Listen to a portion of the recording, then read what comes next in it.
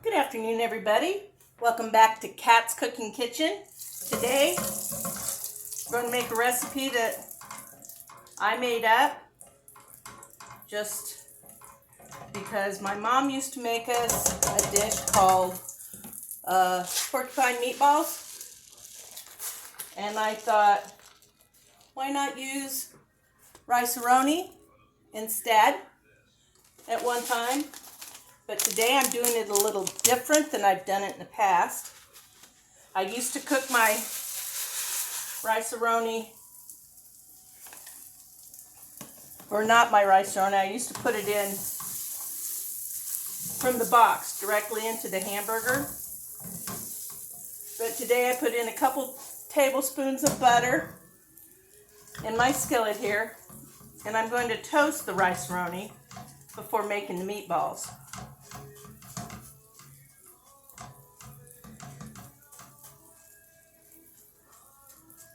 And I will add just a little bit of water to it when it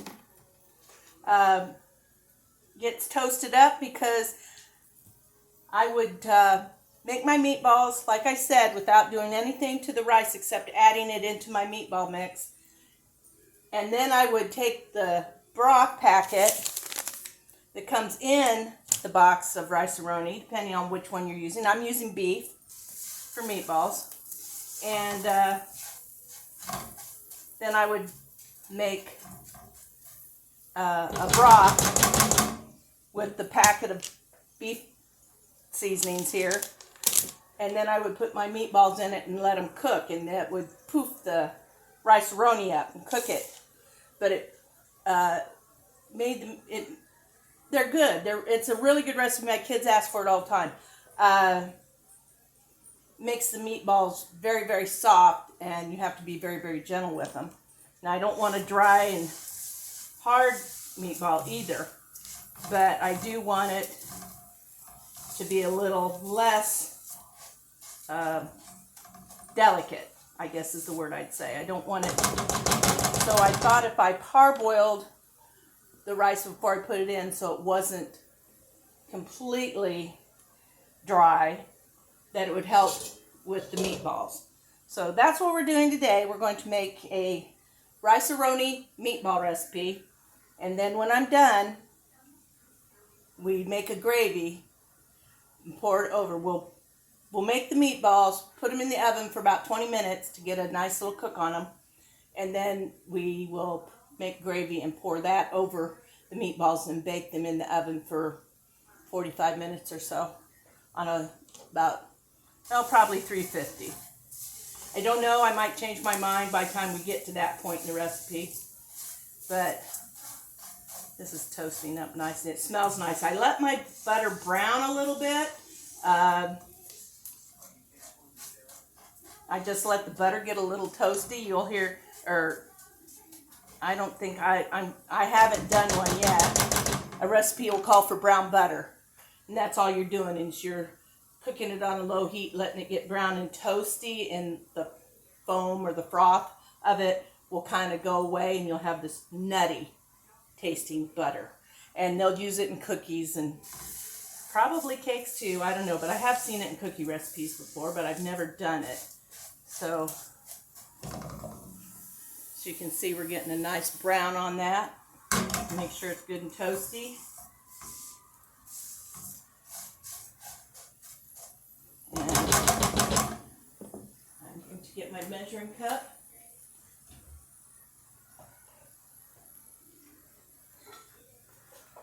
And I don't know how much water I'm going to use yet because I haven't ever done this before. As in so many of these recipes I'm putting online, y'all,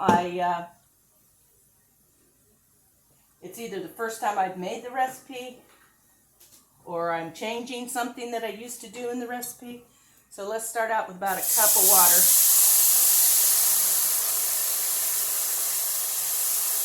There we go.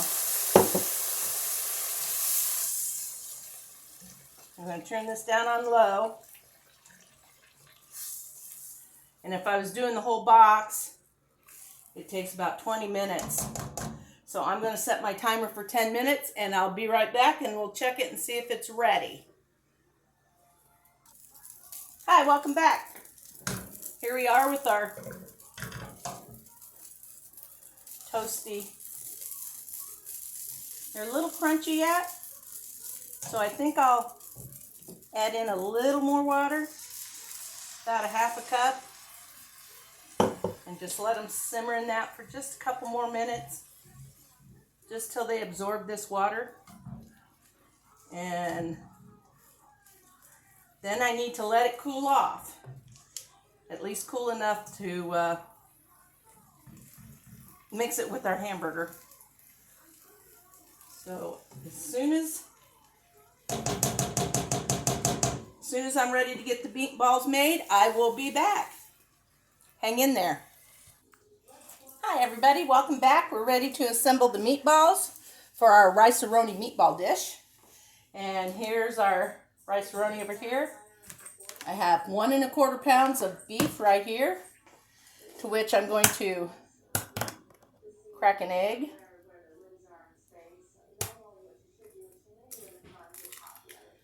One egg. Use a little Worcestershire. About a tablespoon, give or take just a little bit. We're going to also put in just a little bit of our Poupon Country Dijon. It's about a teaspoon and a half. Just a little dab. We're also going to put in some cracked pepper. It's about a teaspoon. And we'll put in just a little bit of salt. I'd say about a half a teaspoon of salt. It's because some of the other things we're using are kind of salty, so don't think they need as much. Now,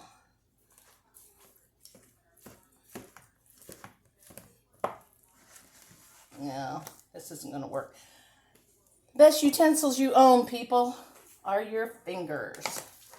We're going to get in there and get our hands all messy.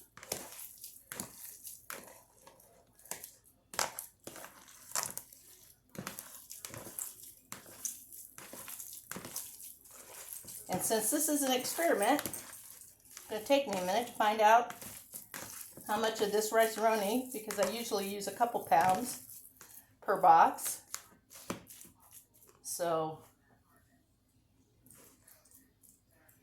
we're going to just put some in until we think there's a nice batch in there. 2 1/2 of the spoonula's there. Maybe half of what we mixed up.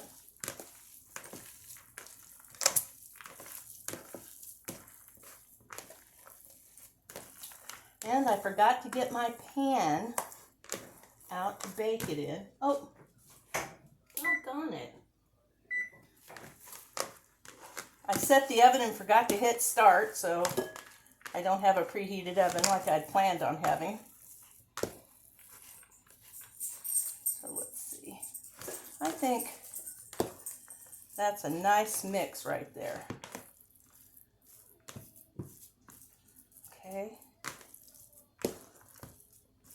You can serve this with buttered noodles, mashed potatoes, put them over rice. I don't have any potatoes right now, so I think I'll make my husband some rice. And I have some low-carb noodles. And since there's already carbs in the meatballs from the Rice-A-Roni, I don't need to add any more carbs to my meal. So I will probably use some buttered low-carb noodles. Okay, David? Yes? Can you grab me my pan, please, while I wash my hands? The silver one. Those aluminum ones? Yeah, the ones that I bake the cookies on.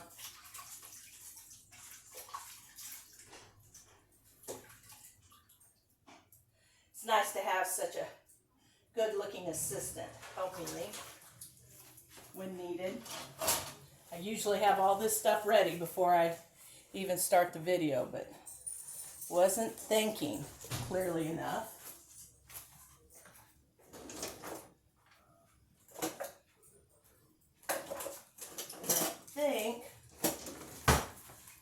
Thank you, Dave.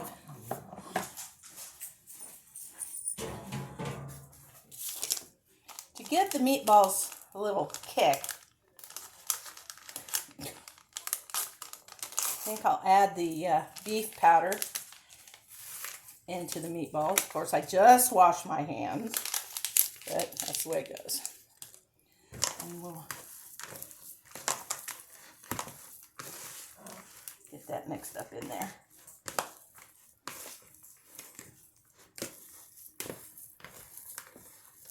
And I have some beef soup base that I can add to the gravy to make it a little beefy.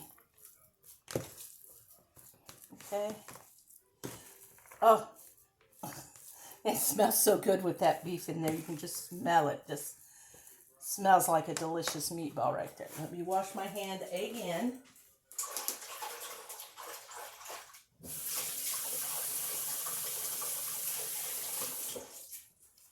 When I'm cooking, I almost always have a bowl of hot soapy water in my sink, especially if I'm doing meat.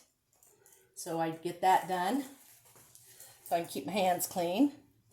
Now we need to line our pan.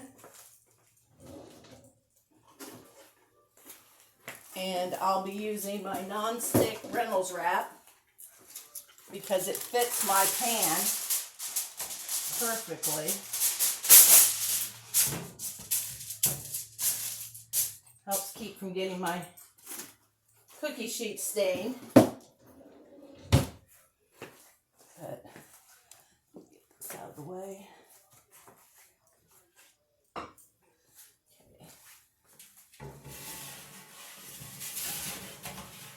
Here we go. Now I'll dip up all these meatballs and then I'll go through them and I'll roll them into a ball. I try to pack the meat in the scoop, press it down hard against the side so I kind of get the meatballs so they don't fall apart when you're cooking them. You want them to stay tight together. And I'm not sure. I never pay attention to how many of these. I don't count them. So we'll know here in a minute how many of these we're going to get in this recipe. So you know whether or not 1.25 pounds of meat will be good enough for you or if you want to use a little more. You don't have to have 1.25 pounds. That's just what I had on hand, left over from my 2 1/4 package. But 1 pound will work. This isn't a, it's kind of like a, I don't know. It's similar to a meatball recipe, but I put pasta in it instead of like panko crumbs, oatmeal, breadcrumbs. Whatever any of you use, saltines. My mom used to use saltines in her meatloaf. I liked using the buttery crackers like Ritz or Townhouse. But I don't do that anymore because if you'll check on the website, Kat's Cooking Corner, or Kat's Cooking Kitchen, not Corner. That's something else. And I have my meatloaf recipe on there. And in that, I use stovetop chicken stuffing mix. You get the same exact meatloaf every time you do it. Every time. And the one thing about meatloaf that I didn't like was one time I would think it was the best thing I'd ever eaten. And then the next time I thought it sucked because there was no consistency in the recipes. You just dumped and went. So doing it with the stovetop stuffing, I get the herbs, I get the breadcrumbs. I just add ketchup and eggs, a little mustard, salt and pepper, a little Worcestershire. Okay, we got 17 meatballs. I'm going to roll these up. You just take them in your hand. Again, with the dirty hands.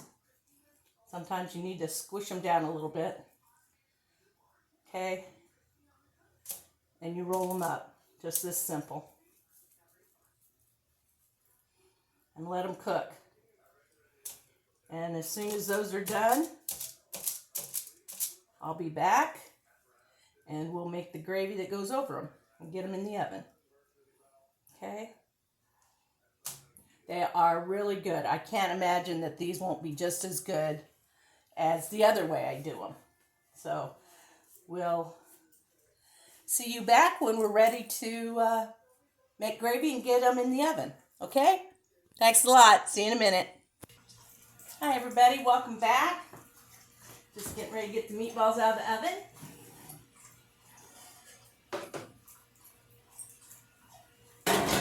They look really good. That's what they look like after they're done. We'll let them sit there for a couple minutes. They're going to go in a dish I have back here that I have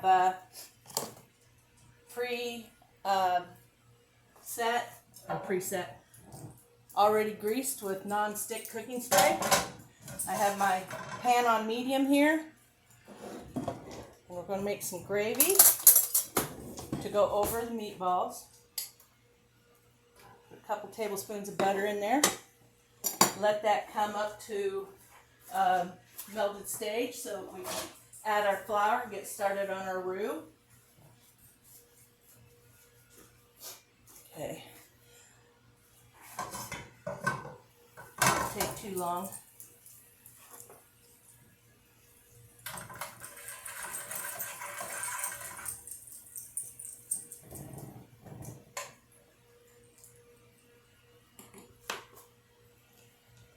I never know how much gravy to make. I err on the side of too much instead of too little. My husband loves gravy. And I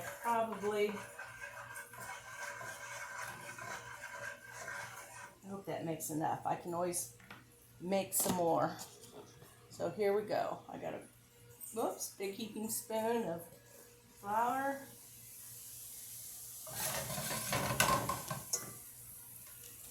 See that? Stir that around. And use just a little more flour.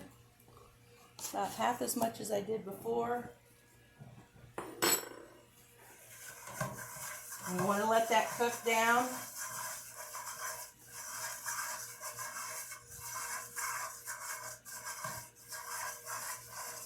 We're toasting the roux. We're going to let it turn just a little bit brown. We're going to toast out the flour taste that you get in a roux. If you don't cook the flour, your gravy's likely to taste a little flour-ish, I guess. You'll be able to taste it this way. It'll taste a little more nutty. And we're going to add some of my beef base. Oh, I should have opened this. This hasn't been opened yet. Okay. Oh, there we go. And I've never used the refrigerated liquid version before, so we're going to start out with a teaspoon. About like that. And a small spoon.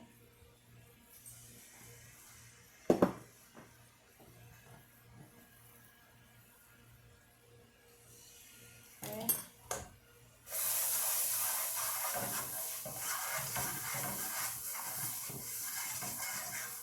Okay, that's drying out my flour pretty good. I better start getting my milk in there.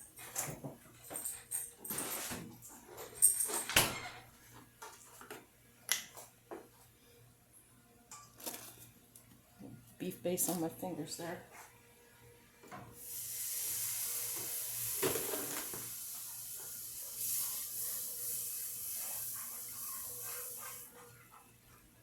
Maybe should have added the beef base after. Turn my heat up to medium-high.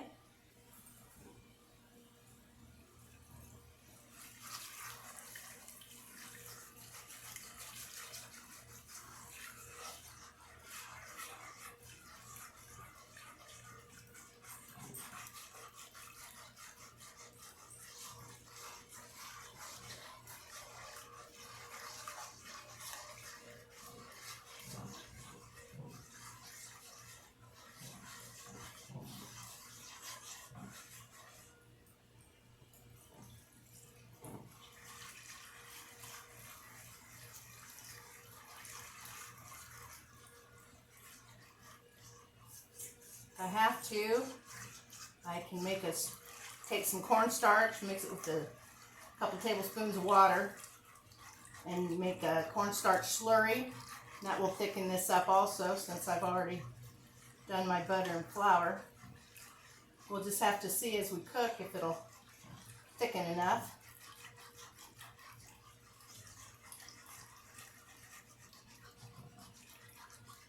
Waiting for the rest of the beef broth to get melted into the gravy.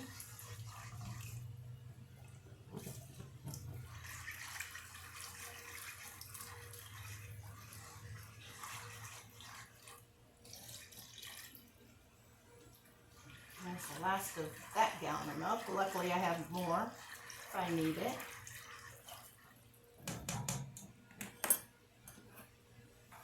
Let that cook. Turn it back to medium a little bit because I'm going to bring it up slowly because I'm going to get my meatballs in my casserole dish. Let's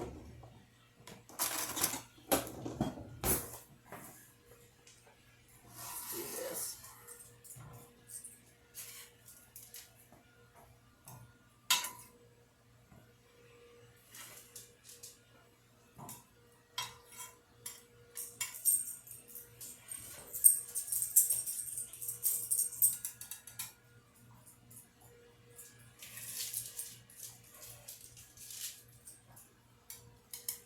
If you saw my spaghetti and meatballs, I had 15 meatballs in this dish for spaghetti and meatballs.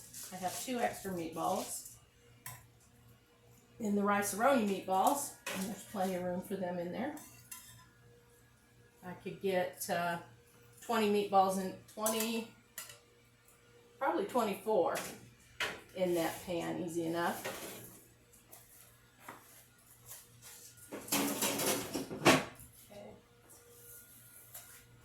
See how our gravy's coming. Not thickening up the way it should. I'll turn it back up since I'm going to be watching it a little closer now.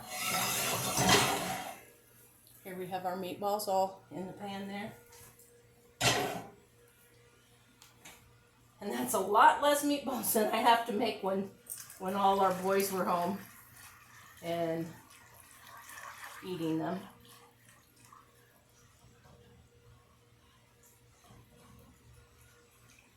When one was growing up, he was mostly a chicken and fish kind of kid. But as he got older, late teens, early 20s, he was into steak. He loved a good steak. So, and both the other boys have always liked beef and steak dishes. He preferred chicken noodles over beef and noodles, which is kind of my favorite too. I love them both.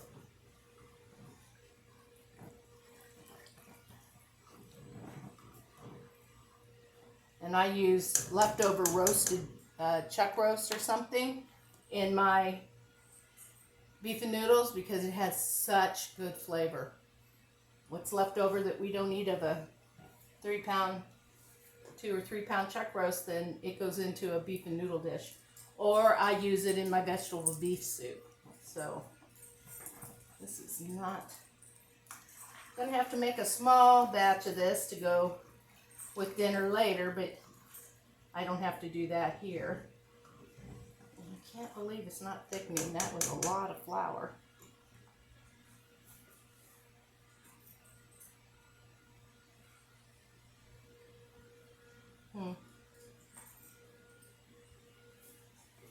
Let's see.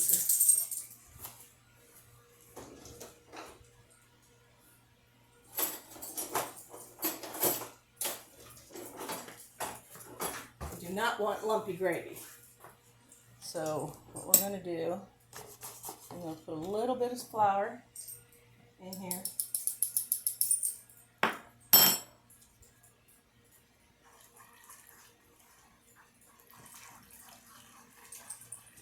And we'll sift it in here so it doesn't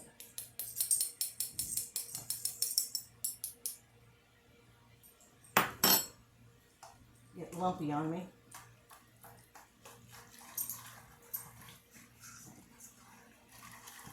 That I'm not happy about because it's not toasted flour like I like to use in my gravies. But as much as we're going to cook it, and with the flavor we've added, I don't think it's going to be a problem. My fan's on, so it's trying to blow my flour out of the pan here.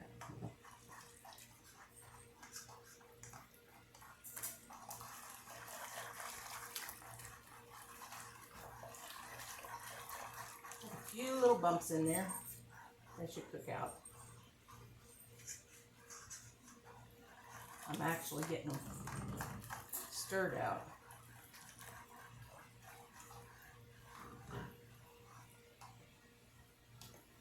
A little more beef flavor in there.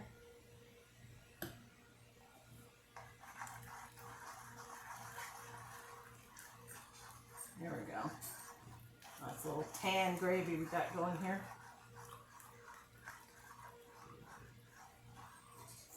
And it doesn't actually have to be completely thickened because it's going to thicken up a little bit in the oven when I'm baking the meatballs.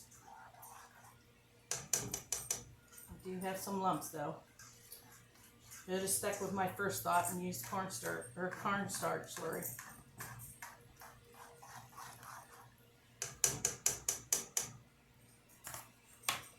Let's see how it tastes. It's always good to taste.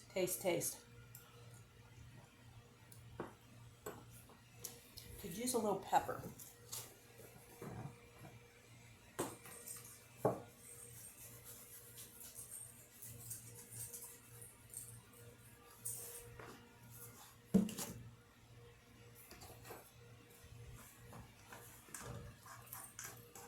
Let's cook a little bit more.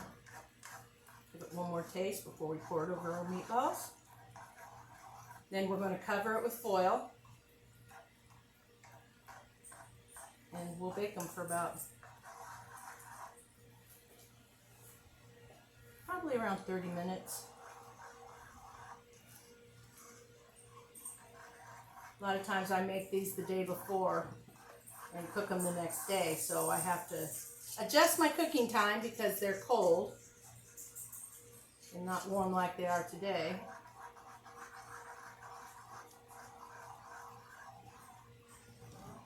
Okay, gravy's looking good. My lumps are dissolving, which makes me a happy girl. Nobody wants lumpy gravy.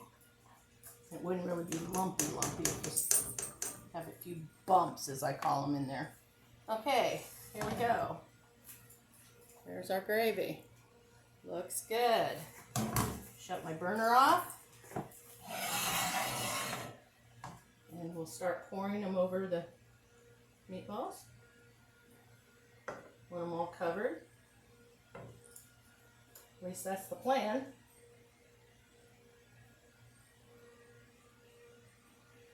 And I will be serving them over rice for my husband and low-carb noodles for me. And they'll be awesome. Because last night I was bad and I had spaghetti and meatballs with my husband. And I didn't use my low carb pasta, so I had the full carb spaghetti. And it did take my blood sugar up some, but not as bad as I thought it would. So